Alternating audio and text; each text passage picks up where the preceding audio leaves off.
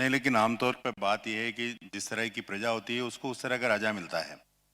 अगर हम सारी शिकायतें लीडरान से करें तो फॉलोअर्स क्या करते हैं?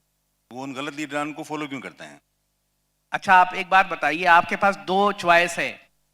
एक चॉइस है कि एक बड़ा चोर है, डकैत, और दूसरा वाला चोर है, तो आप किसको चुनेंगे? चोर तो दोनों हैं। नहीं तो चुनेंगे किसको आप फिर? तीसरे को, जो चोर नहीं है। तीसरा है ही नहीं, ऑप्शन में ही नहीं है तीसरा, और आपके स्टेट में तो तीसरा कोई है ही नहीं, तो आप चुने किसको? अब मसला कौम के ऊपर यहां खड़ा होता है कि कौम से मैं एक बात कहना चाहता हूं, कौम सबसे पहले अपने लीडर की जान लेने के लिए दौड़ती है, और यह इस कौम की परेशानी है। आप अगर पिछले 50 सालों का इतिहास देखें तो मुसलमान लीडरान जो पैदा होते हैं वो अपनी गली में ही दम तोड़ देते हैं।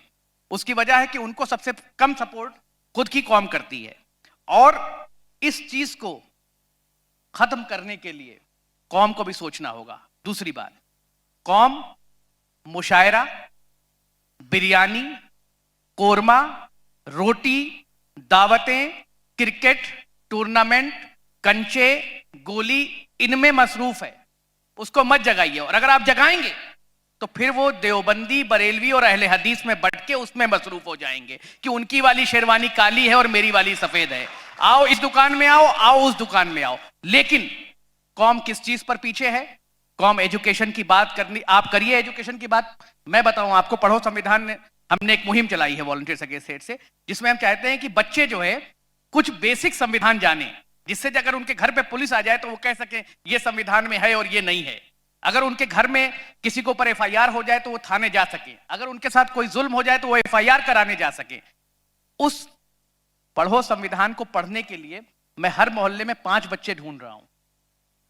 बहुत सारे ऐसे मोहल्ले हैं जहां क्रिकेट का आईपीएल खेलने वाले बच्चे तो बहुत हैं, लेकिन संविधान पढ़ने वाले बच्चे हमारी कौम में नहीं है। और ये परेशानी कहां से पैदा हुई है? ये परेशानी पैदा हुई है जनरेशन दर जनरेशन, क्योंकि जब इलेक्शन आता है तो एक नेता आता है और वो पुरसोज तकरीर करता है और कहता है जाग जाओ, और फिर बिरयानी खा के सो जाओ। इलेक्शन के बाद बिरयानी खा के सो जाओ, फिर अगले इलेक्शन में जागना।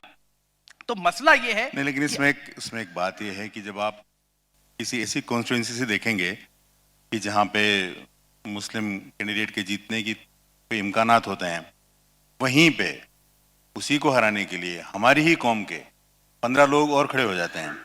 तो इसमें किसी गैर कौम का या किसी दूसरी पॉलिटिकल पार्टी का तो कुछ नहीं। अब तो ये मसला अभी छोड़ दीजिए, ये तो बहुत पीछे का मसला। इससे आगे के मसले की बात करूं मैं। मध्य प्रदेश में अभी कांग्रेस की लिस्ट आई है। मध्य प्रदेश में टोटल 230 सीटें हैं, और राहुल जी अभी पार्लियामेंट में पूछ रहे थे कि कितने ओबीसी सेक्रेटरी हैं सरकार में। एग्रीड अपन वो नहीं, मेरी बात सुनिए आप। 2 टिकट दिए हैं 230 में से, वो भी जो सिटिंग है उनको। बुरहानपुर में उसके बाद क्या हुआ? बुरहानपुर में 60% से ज्यादा मुसलमान है, वहां एक निर्दलीय विधायक को टिकट दे दिया आपने। सुनिए, सिकंदर सिंह या कुछ का नाम है। मेरा यह कहना है कि अगर आप राजनीतिक तौर पर कोई भी पार्टी देश की हमें हाशिए पर ढकेलने की कोशिश करेगी, तो हम अगर राजनीतिक तौर पर पीछे होंगे तो सामाजिक तौर पे भी होंगे, व्यवसायिक तौर पे भी होंगे। तो राजनीतिक तौर पर पीछे करने की जो साजिश है वो हर पार्टी कर रही है, और ये एक्सेप्टेबल नहीं है हमें। इसमें वजह क्या है? वजह यह है कि हमें यह बताया जा रहा है कि बीजेपी चुनाव जीत जाएगी।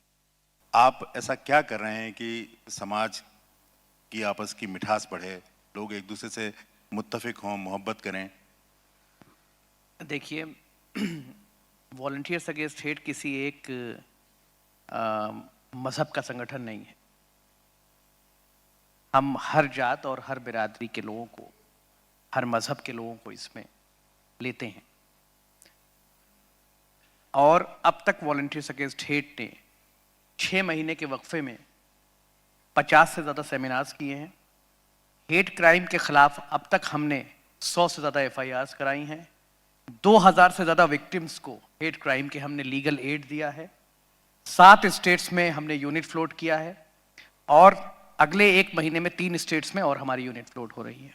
मैं इसमें एक चीज़ जोड़ना चाहता हूँ जो आपने बात कही हाँ, बस बहुत शॉर्ट में करूंगा। पहले तो मैं चचा से माजरत के साथ चाहता हूं कि वो मुशायरा जो मैंने कहा था उस चुनावी मुशायरे की बात थी, वो ओरिजिनल मुशायरे की बात मैं समझ रहा हूँ उस बात। इसीलिए मैंने कहा था कि उन्मादी लोग आते हैं इलेक्शन में, तो उसको आप अपने दिल पे मत लें, क्योंकि हमारे वालिद और वालदा भी दोनों उर्दू में एमए थे, तो हमने तो घर में मुशायरे सुने हैं रोज। दूसरा मसला ये है कि ये जो जहर का इंजेक्शन है जिस पर मैं बात करना चाहता हूँ, ये रोज रात को 9 बजे लगाया जाता है और इतना लगाया जाता है नसों में कि आदमी अंधा हो जाता है। तो जब आदमी अंधा कर दिया जाएगा, नशे में उन्माद में उसको बेकरार कर दिया जाएगा, तो ये जिम्मेदारियां सरकारों की है कि उनको नशे से जगाए। और अगर कोई भी सरकार उनको नशे से जगाने के लिए काम नहीं करेगी तो मुजरिम भी सरकार है, नागरिक नहीं है। मसला यह है कि जैसे मैं एक छोटा सा एग्जाम्पल आपको देके अपनी बात खत्म करूं।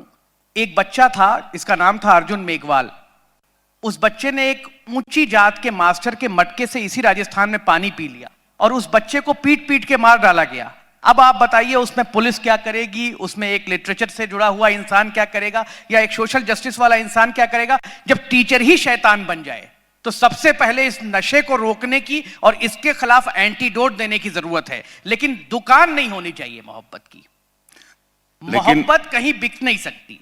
मेरा मानना है मोहब्बत जज्बात है जो फ्लो होना चाहिए और इररिस्पेक्टिव ऑफ कास्ट, क्रीड और रिलीजन होना चाहिए। और अगर ये हो गया इस मुल्क में, किसी ने भी कर दिखाया, तो मैं उसके साथ खड़ा होने के लिए शाना बशाना तैयार हूं। लेकिन बस सवाल ये है कि एक जो शेर है कि तूफानों से जा टकराओ, सैलाबों पे वार करो, मल्लाहों का पीछा छोड़ो। यही मैं अपनी कौम से कहता हूं कि मल्लाहों का पीछा छोड़ो, तैर के दरिया पार करो, किसी डर पे वोट मत दो। अपने आप से इस आवाज को देखो कि कौन आदमी तुम्हारे काम आने वाला है, उसको वोट दो। बहुत बहुत शुक्रिया।